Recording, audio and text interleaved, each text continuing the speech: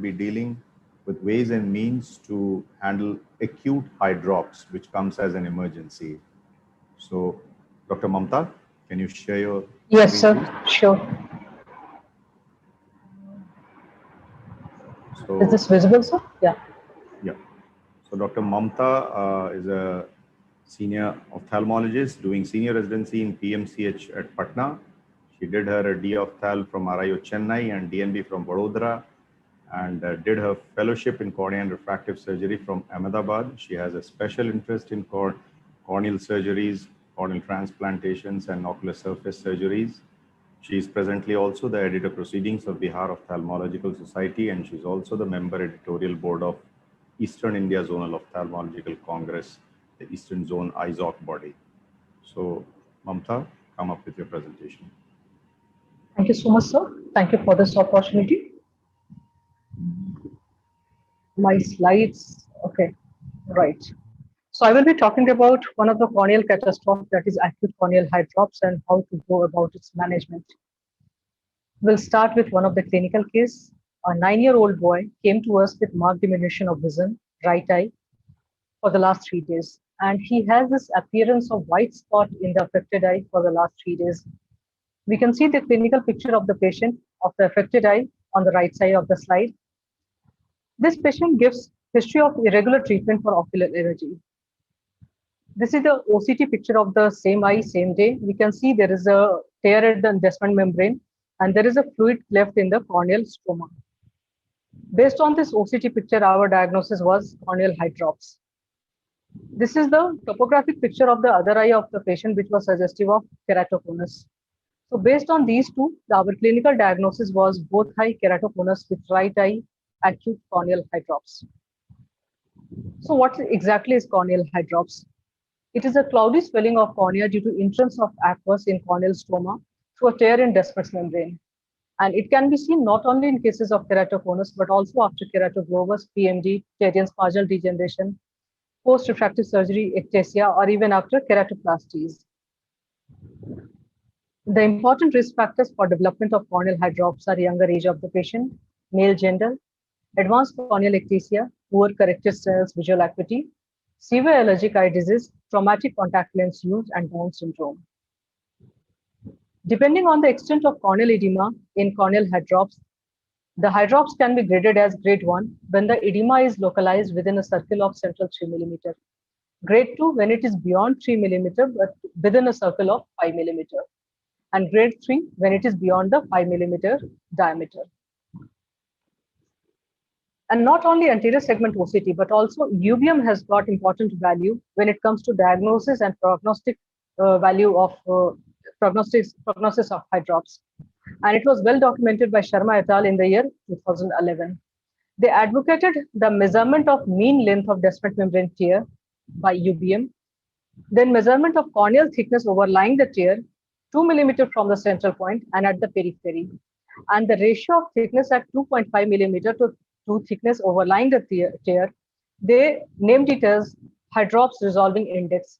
And they advocated the serial measurement of this eye drops resolving index in cases of corneal eye drops. Coming to management of corneal eye drops, there are two options. One is conservative treatment, another is surgical. In conservative treatment, mainly we go for hypertonic sodium chloride to reduce epithelial edema, cycloplegic agent to relieve the ciliary spasm, anti-glaucoma medication to decrease the hydrodynamic pressure over the posterior surface of cornea, topical steroid in cases of large eye drops, especially when it is near the limbus and there would be more of inflammation in those cases, more chances of neovascularization. In those cases, it is important. Bandage contact lens can be given to the patient for comfort.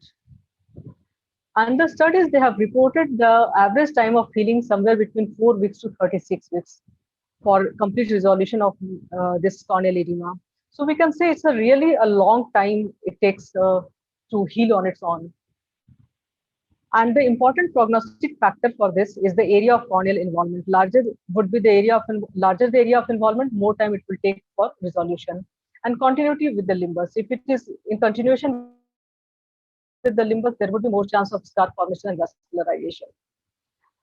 Important complications related to it is bacterial keratitis, especially if the epithelial is compromised, corneal perforation, scarring with vascularization. And that is where the role of surgical treatment for hydrops is.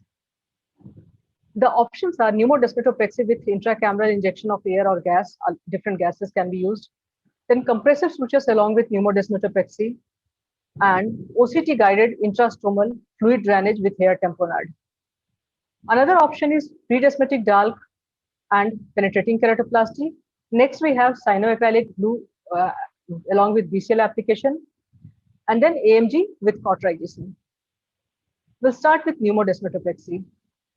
This unrolls the ruptured descent membrane and acts as a tamponade to prevent aqueous humor penetration into the stroma. And the agents which are used are air, non-expansile volume of C3F8, sulfur hexafluoride, and C2F6. All these can be used. And the comparative study between conservative treatment and pneumodesmatopexy, all of them, they have reported earlier resolution of hydrops with pneumodesmatopexy. Then comes the role of compression suture along with pneumodesmatopexy. The idea is to bring the edges together with the help of these compression sutures. So we put 2 to 4 full thickness compression suture across the tear after intracameral gas injection. And Rajaraman et al., they have reported a case series of 15 patients where they used C3F8 along with compression suture, and the reported average time of resolution of edema was 8.87 with standard deviation of 4.98 days. There are certain complications related to pneumodesmatopexy, like if there is a large descent membrane break, then there is a chance of intrastromal migration of gas bubble. This leads to delayed resolution of corneal hydrops. Then there is always a risk of pupillary block and IOP rise. Anterior capsule cataract formation has been reported due to surgical trauma and due to presence of gas in the anterior chamber. Next comes the intrastromal fluid drainage with air tamponade. This has been published by RPC group. So what they have recommended, they put multiple corneal stromal venting incision over the site of fluid pockets, and this would be under OCT guidance. And this, along with the anterior chamber tamponade, acts in faster resolution of hydrops. Predesmatic DALK, here we will be doing DALK, but we will be leaving a small area of corneal stroma here at this site, at the site of tear. So this provides early and rapid visual rehabilitation, early anatomical rehabilitation, and optical correction by regaining corneal structure and transparency. Penetrating keratoplasty when nothing else is working. Other procedures which have been used are acute corneal hydrops with fistula. In those cases, we can use tissue glue and BCL as other speakers have recommended. Then in cases of persistent corneal edema, this has been used in cases of Down syndrome in mentally retarded patients. Cauterization under saline irrigation. This cauterization will cause rapid evaporation of the fluid. And this along with stromal puncture and AMT to cover the inflammation or to cover the inflammatory component of this entire picture. This has worked well. So what we did in our case was we put air in the anterior chamber with the help from a side port, and then we put 4 compression sutures along this. At the end, we repeated the air tamponade and we put a BCL. This is the 3rd day postoperative picture of the patient. We can see the edema has reduced a lot. This is the OCT picture. We can see the fluid pocket also has gone down in size. This is the day 7 picture. We can see only small bit of fluid left is left at the posterior stroma. And sutures, they have started loosening up due to resolution of corneal edema. This is day 21. We can see the fluid left is gone completely. And this is the 1.5 month postoperative picture. We can see the drastic change in the appearance.